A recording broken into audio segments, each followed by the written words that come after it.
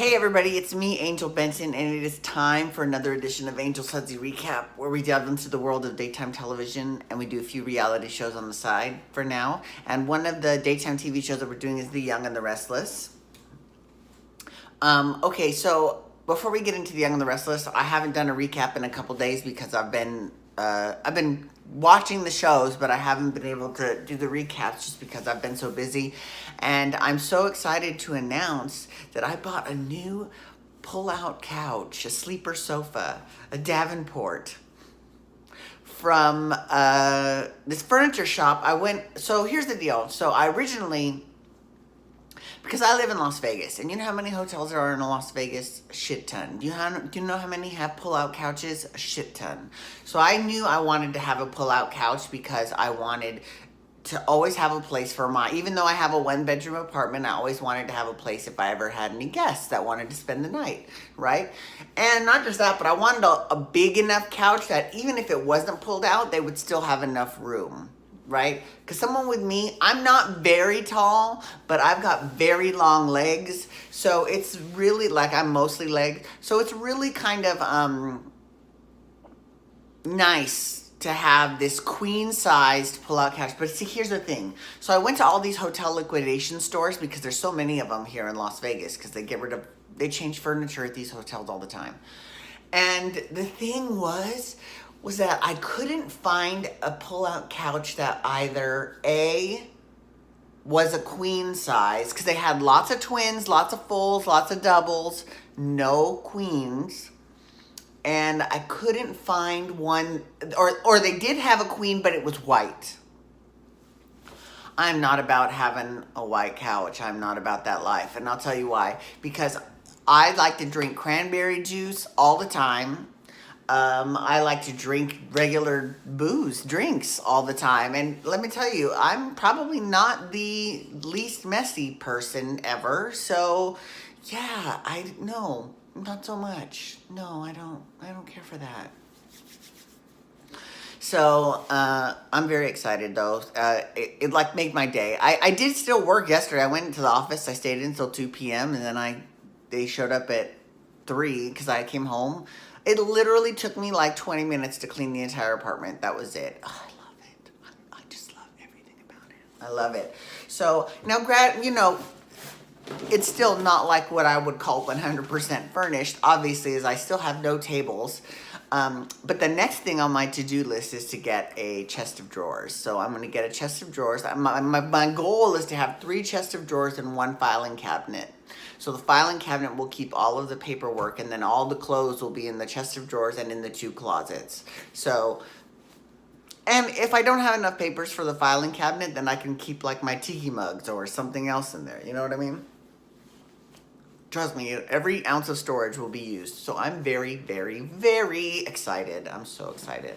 Okay, just thought I would share that. I slept on the bed last night. It was, okay, it was comfortable, but it wasn't like super comfortable probably because it was so new. So I think I need to sleep on it a few times to kind of get it broken in so that when my first guest, whoever that may be, comes over, that they'll be like, oh, this is comfortable. Yeah, you're goddamn right, it's comfortable. Okay. Sorry. All right. So let's talk a little bit about Young and the Restless. All right. So Young and the Restless, the week that I just saw.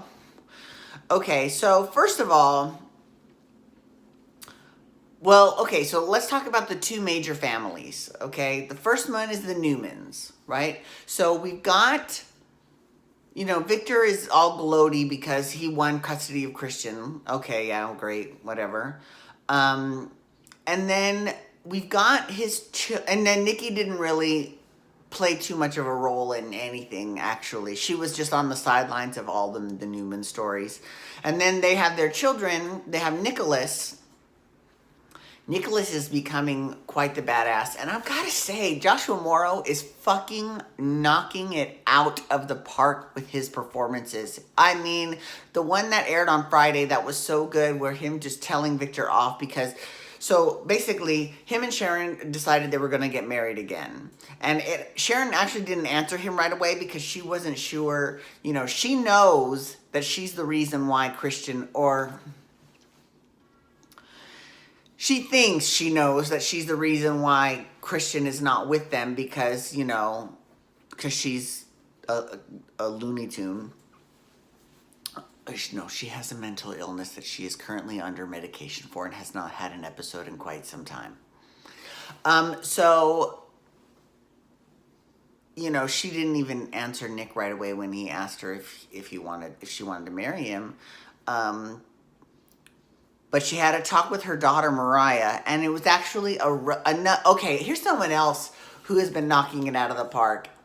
Cameron Grimes, who plays Mariah. She's gone back and forth between being extremely touching and being fucking hilarious. And that's talent. No, I'm serious. That is very difficult to do as an actor. So, kudos to you, Cameron Grimes. That was so good. That week was so good. Okay. So she had a talk with Mariah, and Mariah was like, look, you've been wanting this forever, You'll get through it. You'll figure it out. Victor will not win. And so she's like, I'll testify to that. Noah will testify to that. Faith will testify to that. So first of all, I'm glad to see that Nick is starting to finally incorporate Mariah into his children, which is good. Oh my God. And let me tell you, the banter between Summer and Mariah is fucking hilarious. It is hilarious. I mean, I just love it. The way that they antagonize each other, it's not like, oh my God, like that bitch, it's not like that. It's not like, nefarious, but it is pretty fucking funny. It's pretty hilarious. Okay, so Nick and Sharon, so Sharon decides, okay, fine, so she's going to marry Nick. So then they have this big, not wedding, but they have this big party. And at the party, they announce their engagement. And who shows up well, first of all, they had the party at Newman Tower. I mean, really? Really? Victor shows up. I am so shocked. So Victor shows up, and he says, he makes this big grandiose announcement. Now that you're seeing Sharon, you'll never get Christian back again. Like, very, very much villain, the mustache-twirling villain, right? And Nick's like, okay, great. Now that you've had your say, and you've had your little grandiose entrance, you've had your little moment where you pulled focus, and I don't give a shit about you. I don't care about you. You're irrelevant. Bam. Talk to the hand. Bam. So let's have a party. And I was just like, bitch, you better get it. I loved it. I absolutely loved it. It was so fantastic. It was great. Now, Victoria, on the other hand, is slowly losing her mind because she has been getting these emails from somebody who says that they have information that can take down Newman Enterprises. Now, this is what's interesting about that. Now, we know it's not JT. We know that we saw JT get fucking buried in Chancellor. I mean, like, if they had written him back alive, I don't know how I would deal with that, because that would be really difficult to reconcile. Because this is not a show that is based in fantasy like Days of Our Lives or Passions. This is like a show based in reality. So, oftentimes, like with the whole Marco Anicelli thing, okay, I guess everyone out there has a doppelganger somewhere, I suppose, but anyways, so, okay, so she's been getting these emails, and they've had voice files attached to them, and they've been listening, and it's a disguised voice, and I hope that you know that I'm serious about taking down Newman. And then whoever sent those emails sent all of these boxes full of documents that are classified documents that only Newman employees would have access to. And then Mackenzie shows up. Now, I love me some Mac. I'm glad she's back. I love her. Mac is back. I love it. And she was, apologizing to Victoria for coming at her last time. And she says that she has she has a recent credit card statement from JT's old credit card that still has her address as the home address. So she looked it up and she found all these charges from like gas stations and convenience stores and all these places that would indicate that someone was on the run. And the last place that they saw this person was Fort Dodge, Iowa. So then they have the IT department at Newman, which makes me sad that Ravi didn't take that job at Newman, because I would have loved to have seen Ravi, actually, work on. As a fellow IT brethren, I would have liked to have seen some more of him at work, but whatever, it's fine. And they traced the IP address to Fort Dodge, Iowa. So now Victoria is crazy, and she's thinking that, oh my God, what if JT is still alive? Oh my God, what have we done? What if someone took his credit card, but they couldn't have taken his credit card because he was buried? I mean, like, it was just so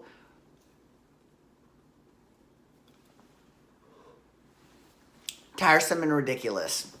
But I guess what they're trying to do is they're trying to build up for the big reveal when we find out who really has been sending it. I know.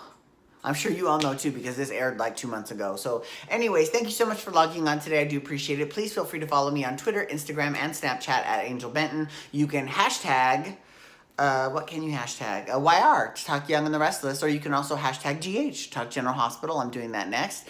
And you can hit that subscribe button on my YouTube channel to get my YouTube videos sent to your email inbox every single day. Thank you so much for logging on today. Have a wonderful day. Peace out. Wubba, wubba, wubba. Wait, I forgot I've got my Apple Watch here. I can stop this shit with my Apple Watch. Let's see. Where is it? Camera. Here we go. All right, here we go. Have a good day. Bye.